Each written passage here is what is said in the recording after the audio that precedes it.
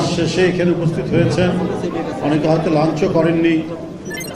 এই পরিস্থিতিতে একটি আলোচনা অনুষ্ঠান, স্মরণ সভা, আসাদ ভাই, কাজী আসাদ এই সময়ে ব্যতিক্রমী একজন মানুষ ছিলেন, বক্তারা বলেছেন। আমার ঘনিষ্ঠ জন শুধু না, উনি নেতা, সরাসরি নেতা। আজকের যে জাতীয়তাবাদী ছাত্র দল সারা বাংলাদেশে তাদের সংগঠন যেভাবে আজকে বৃদ্ধি বিকাশ পেয়েছে, এর প্রথম জনক আমি বলবো সেটা হলো কাজী আসাদ। এ যেন শহীদ রাষ্ট্রপতি জিয়াউর রহমানের আরেক প্রতিচ্ছবি। একবারে আদর্শের সন্তান, সততা, নিষ্ঠা, একাগ্রতা। কোন দিকের কথা বলব? যদি কোনো দলের কোনো কাজে 5 টাকা দেওয়া হতো, সেখানে 4 আনা পয়সা বেঁচেছে, এই 4 আনা পয়সা দলকে এসে ফেরত দিতে। এই হচ্ছে কাজী আসাদ। নানা বিষয়ে অনেক কথা আমরা বলি, কিন্তু এই দলের মধ্যে দৃষ্টান্ত স্থাপন করা মতো নেতৃত্ব আমার মনে হয় কাজী আসাদরা অন্যতম। শহীদ রাষ্ট্রপতি জিয়াউর রহমান, দেশনেত্রী বেগম খালেদা জিয়া, বিএনপির ভারপ্রাপ্ত চেয়ারম্যান তারেক রহমান, তারা আপোষহীন ধারায় থেকে গণতন্ত্র ফেরানো এবং দুঃখ, কষ্ট, বেদনা, সততা এই দিয়ে দলকে পরিচালনা করেছেন। আর তাদের আদর্শ অনুসরণ করে একেবারে 1 সেন্টিমিটারও যিনি এদিক ওদিক হননি মৃত্যুর পূর্ব মুহূর্ত পর্যন্ত, তিনি হলেন কাজী আসাদ। আজকে আমাদের সমাজে, রাজনীতিতে নানা ধরনের ঘটনা প্রবাহ, নানা ধরনের ব্যক্তি, নানা ধরনের মিথ্যাচার, নানা ধরনের অপতথ্য, নানা ধরনের কুকীর্তি আমরা দেখে থাকি। কিন্তু আমরা কাজী আসাদকে সামনে নিয়ে আসি না। আমরা বলেছিলাম যে ডাকসু নির্বাচন, এই ডাকসু নির্বাচনের যে প্রক্রিয়ায় হয়েছে, যেভাবে হয়েছে, সেইটা যথার্থ হয়নি। এখানে অনেক অনিয়মের আমরা খোঁজ খবর পাচ্ছি। সেদিন আমরা বলেছি তাদের ব্যালট পেপার, ব্যালট বই, সেখানে কোনো নাম্বার ছিল না। জাহাঙ্গীরনগর বিশ্ববিদ্যালয় জাকসুতেও তাই।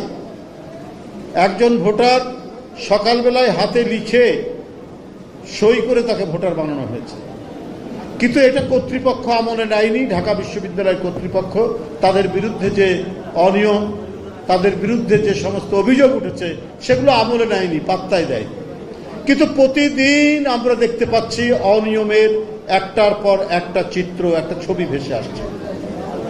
ব্যালট পেপার পাওয়া গেছে, ছাপানো হয়েছে নীলক্ষেতে, সংবাদপত্রে এসছে, গণমাধ্যমে এসছে। এটাকে আপনি চাপা দিবেন কি করে? ভাইস চ্যান্সেলর সাহেব। আরো নানা বিষয় তার কাছ থেকে আমরা পেয়েছি। এই ডাকসু নির্বাচনকে, আমাদের ডাকসু নির্বাচন হওয়া নিয়ে আমাদের কোনো বিতর্ক বা বিরোধ নেই, কিন্তু যে পদ্ধতিতে হয়েছে আমরা সেই পদ্ধতির বিরোধিতা করছি। আমরা বলেছি যে মাঠ সমতল রেখে রাখা ছাড়া নির্বাচন করা উচিত নয়, কিন্তু ভাইস চ্যান্সেলর সাহেব মাঠ সমতল না করে অসমতল মাঠে তিনি নির্বাচন করে সাধারণ ছাত্রদেরকে প্রতারিত করেছেন। এই কথা একবার বলেছি আমি, সেটা আবারও প্রমাণিত হলো যে নীলক্ষেত থেকে ব্যালট পেপার ছাপানো হয়েছে। তো তাহলে কোনো একটি মহল বিশেষ, কোনো একটি রাজনৈতিক সংগঠন বা কারো উদ্দেশ্য সাধনের জন্য বিশ্ববিদ্যালয় কর্তৃপক্ষ একগুঁয়েভাবে এই ডাকসু নির্বাচন জাকসু নির্বাচন করেছে। সবারই প্রত্যাশা ডক্টর ইউনূস সাহেবের এই সময়টাতে শেখ হাসিনার আমলের যত পাপ, যত অনিয়ম, যত অনাচার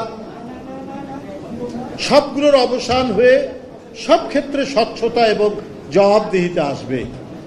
কিন্তু বিভিন্ন প্রতিষ্ঠানে নানা কিসিমের লোকরা অবস্থান করে এই স্বচ্ছতা, জবাবদিহিতা সেগুলোকে বাধাগ্রস্ত করছেন এবং একটি রাজনৈতিক উদ্দেশ্যে, অশুভ উদ্দেশ্যে কাজ করে যাচ্ছেন।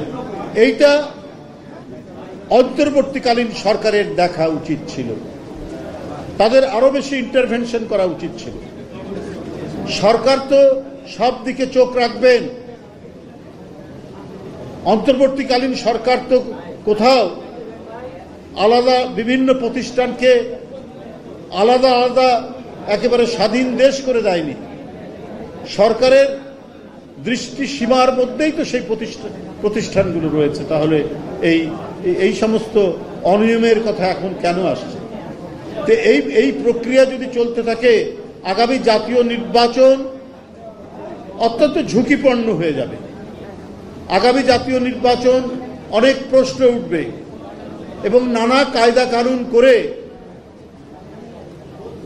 উদ্দেশ্য প্রণোদিতভাবে কোনো ফলাফল করা হবে কিনা এই নিয়ে জনমনে প্রশ্ন দেখা দিয়েছে।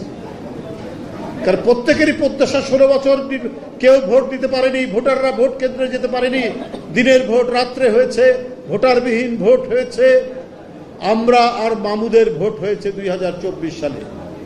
এই সমস্ত অনাচার ভোট, এই সমস্ত অবাধ সুষ্ঠু নির্বাচনকে একেবারে মাটির তলায় কবর দিয়ে শেখ হাসিনা তার রাজত্ব কায়েম করতে চেয়েছিলেন, তার ক্ষমতা ধরে রাখতে চেয়েছিলেন। সেগুলোর যদি কোনো অবশিষ্টাংশ, কোনো চিহ্ন এখনো থেকে থাকে এবং শেখ হাসিনার পথ অনুসরণ করে কাউকে জিতিয়ে দেওয়ার যদি কোনো নীল নকশা থাকে, তাহলে এই জাতির জন্য দুর্ভাগ্যজনক। তবে জনগণ ছেড়ে দেবে না। আমি উপস্থিত এখানে যারা রয়েছেন সবাইকে ধন্যবাদ জানাচ্ছি।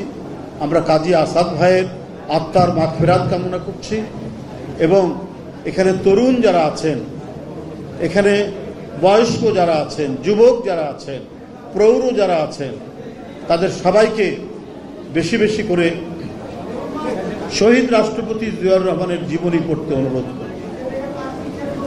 এই জন্যই পড়তে অনুরোধ করব যে একজন শাসক ক্ষমতায় থেকেছেন, কত লোক প্রলোভন, কত প্লট নিতে পারতেন, কত টাকা তিনি নিতে পারতেন, কত টাকা বাইরে পাঠাতে পারতেন, কিন্তু ওই শাক ভাত আর একটু তরকারির ঝোল খেয়ে এই দেশের শাসন করেছেন এবং এই জাতির একজন মহান গণতান্ত্রিক রাষ্ট্রনায়ক হিসাবে স্বীকৃতি পেয়েছেন।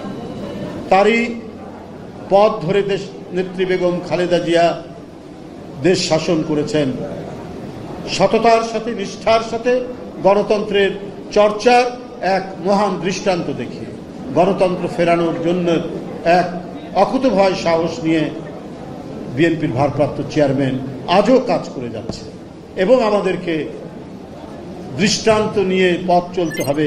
কাজী আসাদদের মতো মহত্তম, নির্লোভ, নির্ভীক, সৎ মানুষের দৃষ্টান্ত অনুসরণ করে কাজ করতে হবে। ধন্যবাদ।